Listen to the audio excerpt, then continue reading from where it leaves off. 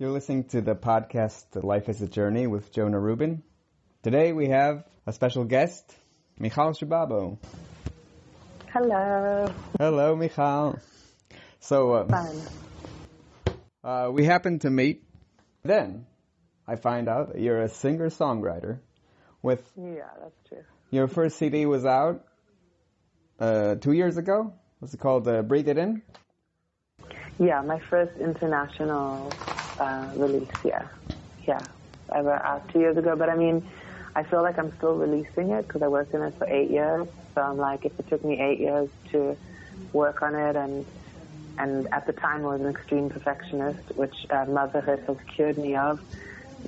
Now I have 3 kids. When your mother is 2, you can still be a perfectionist. But once it goes over to 3, like, I don't know how it's possible to be a perfectionist anymore. Okay, so what are these songs about? So the songs are the journey of my life.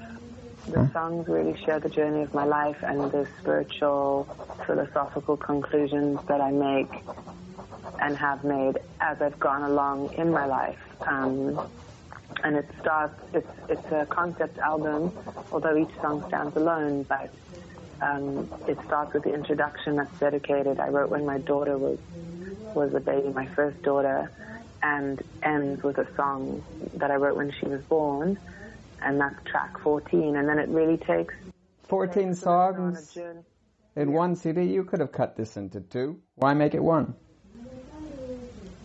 I don't know if 14 songs is a lot for an album. I think. Well, 14 songs, but one of the introduction is like 1 minute, and there's an interlude that's like 45 seconds. So maybe 12 full-length songs. But it was just, I actually worked on a set list for a long, long time, but it's the journey of the songs that takes you from kind of wanting to, the introduction and the song free. You want to express yourself. You want to be free. You want to, be yourself and let yourself be out in the world. And then going through, what I believe in as an artist and wanting to make the world a better place. And then my insecurities as an artist. And it really takes the listener on a journey of everything that I've kind of gone through personally. It doesn't feel so long. I think it's like 45 minutes running time. Okay. It's a good amount of time, yeah. Well, it's a good length of time, yeah. Every CD takes it's like earning a new friend. You have to listen to him once, then twice, until you finally fall in love with him. Free. Let's listen to Free, which is the first song after the introduction of the album. Okay. It really speaks about wanting to be yourself out in the world and be guided by your own principles.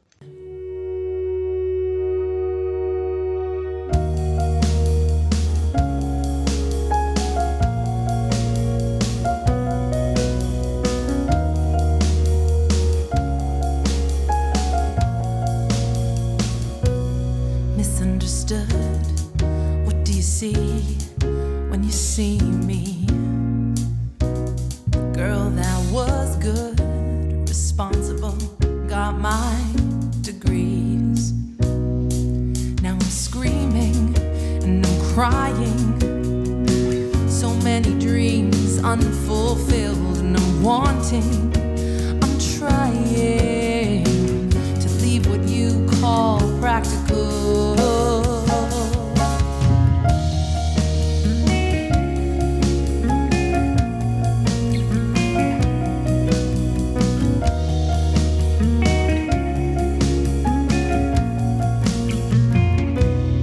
Done with the past and never doing what I always tell me.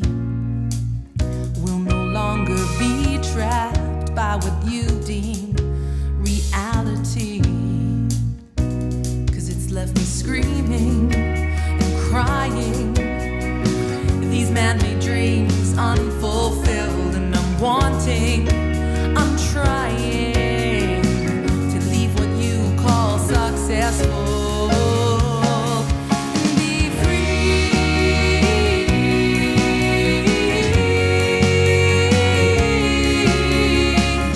Free.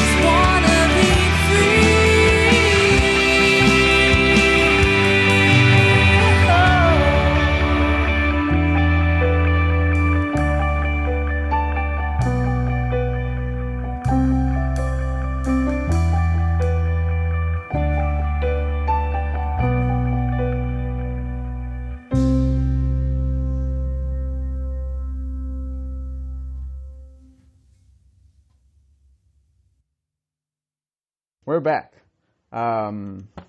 Okay, so... It's significant now because we're all locked up in our houses, right? We all really want to be free. We all... Well, everybody has a different notion of free. If you're a Buddhist, you're pretty much locked in your cave or in your meditation pagoda, and you're trying to be free inside your heart. That's actually really interesting that you said that, because just last night I participated in the Inner Light workshop that they were doing using George Harrison's song.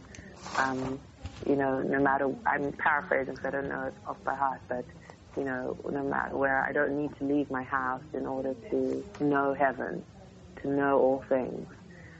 So yeah, trying to be, really, freedom is an internal thing, I guess, to feel free. But right now, specifically, I do think that we feel as a human race that our personal freedoms are being compromised and revoked. Revoked, yeah. Like we're all kind of living in a police state, whether or not it's justified. I don't have the information or knowledge to know, but I just know that it's very intense that someone riding their bicycle gets chased by a policeman and fined. That's really an insane reality that we're in right now, which is what we are living. So yeah. Hopefully it will end soon, because it's not sustainable. Not sustainable for our economy, the way the state we're used to it. But let's... Not for our economy or for our mental health, but hopefully okay. to protect people's health. Anyways, let's talk about music. Music is a good way to... about music, not coronavirus. What is the role of music in your life, Michal? That is a very deep question. Well, I know, that's why I'm asking you. Good question, Jonah. Yona. The role of music, well, first of all, it's a way for me to express myself, and I think for everyone to express themselves. I think everyone is able, whether they know it or not, to sing. They don't necessarily need to be a singer, but everyone has that part of their soul that needs to express itself with music. Music can change the emotion of a room. It can make people feel relaxed or tense. It helps me to express emotions, and I think it helps everyone to express emotions and also connect with their emotions and feel emotions. Wait, so let's... It's art. It's everything in every style, from Beethoven to Chopin to the Beatles to Bob Marley. The world is just a better place because there's music.